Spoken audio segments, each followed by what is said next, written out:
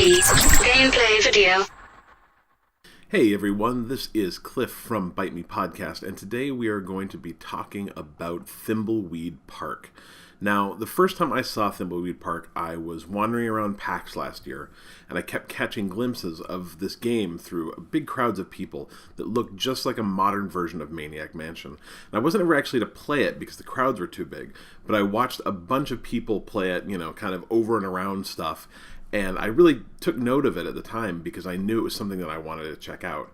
But at the time, I had no idea that it really was a modern version of Maniac Mansion, made by Gary Winnick and Ron Gilbert, who made the original Maniac Mansion game and then went on to make the Monkey Island games. And that game, of course, was Thimbleweed Park. And 6 months later, and right now, I'm staring at a pixelated corpse as two suspiciously familiar-looking FBI agents start to investigate a murder. Now, I'll admit I had some trepidation about the game initially. I've tried other remastered adventure games that I'd loved in the 90s, and none of them had really lived up to the memories I had of playing them, 20 or 30 years ago. There's just too many things that have changed in game design over the last, like I said, 20 or 30 years, that you can take a game and pretty it up and still have it be as fun. But within 5 minutes of starting Thimbleweed Park, I knew that it was going to be 100% different. It might have looked like Maniac Mansion, but with significantly better graphics that are just gorgeous pixel-based, and it runs at 60 frames a second. But that doesn't mean that it has to play like these old, scum-based games that came out of LucasArts in the, mid-90s.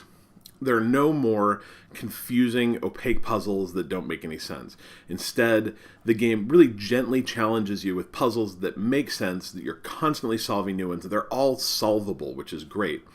And if you get stuck, you can always switch to one of the other 4 characters in the game, work through their storyline for a bit, solve their puzzles, and then go back when, you've discovered something new, or just know what's going on better. Maybe you'll get a better idea while you're solving other things.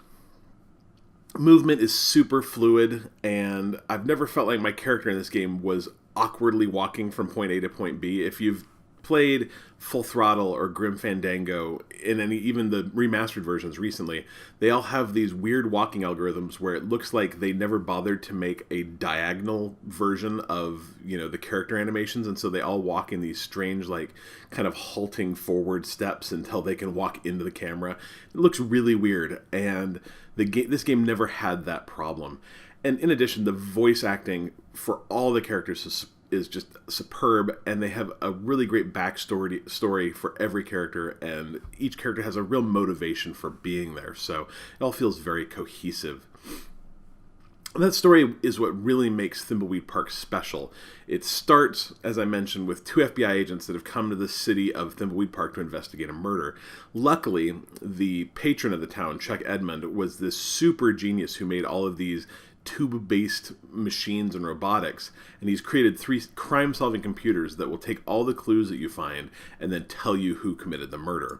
You start exploring the town looking for clues, and you meet a ton of other characters, but also including 3 other playable characters. Dolores Edmund, who is the niece of Chuck Edmund, who decided not to take over the Edmund Pillow Factory, and has instead decided to become a video game developer at a video game company that sounds very much like LucasArts. Franklin Edmund, who's Claire's father, who died suspiciously and is a ghost in the game, and then Ransom the Beeping Clown, who is this foul-mouthed circus clown who's been cursed to not be able to take off his makeup and always remain in Thimbleweed Park because of a bunch of bad luck that he had because of this curse. Now, each character in the game has their own checklist of tasks that they have to complete, and many of them that they have to either do by themselves, within their own storylines, but sometimes they actually need the help of other characters too, which is kind of an interesting twist. Now, the story moves along really pretty quickly past the murder mystery that it is set up with, and it quickly evolves into this much deeper story that I can't really go into because you can't talk about it without big spoilers. I played the game on easy mode, which gave me about 10 hours of gameplay. There is a hard mode that makes the puzzles more difficult. That adds an extra 7 or 10 hours, so I've heard it's about 17 to 20 hours total. Unfortunately, because of the way, the puzzles intertwine and different items come together, you can't really switch difficulties levels once you've made your choice at the start of the game. So you either need to decide, hey, I'm going to do this on easy mode and go through the game that way, and then maybe play hard mode later, which is what I'm going to do, or you just, start straight into hard mode if you want to spend a little bit more time with the game. Now, I loved this game, but there are a couple of things that I really didn't like. Fast travel isn't available, and the town's kind of spread out until you get this map of the town in part of one of your quest lines. And unfortunately, I didn't realize that you can actually just click on that map anytime after that and fast travel anywhere in the town. I thought it was only useful when you kind of get to this kind of bluff area and went below it and it pulls up automatically. So that was my bad. Didn't realize that, but it was still kind of frustrating. It also seemed kind of strange that most of your characters would never talk to each other. Like, you could bring them onto the same screen and you had no option to talk, even to say hello, unless the two FBI agents would talk to each other some of the time. Besides that, they never really interacted. You couldn't interact Dolores with anyone but her father, and even they wouldn't always talk. You couldn't talk Dolores and the clown. It was kind of strange. And then finally, at the end of the game, each of your characters is given this kind of opportunity to wrap up their quest line. Unfortunately, if you complete Dolores' quest line at the end of the game, the game ends. That's how the game finishes. Regardless of whether or not you've had a chance to complete the quests for your other characters. And, in retrospect, now that I think about it, she does kind of, hey, are you really sure? I'm going to do this. And I'm like, okay, just do it. Great. Let's get your quest line over. And what I didn't realize is that made it so I couldn't finish my other character's quest line, which was a little bit disappointing. It would have been nice if it had instead said, like, are you sure you want to do this? So-and-so still has to do some other stuff. And it didn't do that, which is a little disappointing. But, I still had my last save. I could still go finish those characters out and get that kind of sense of completion.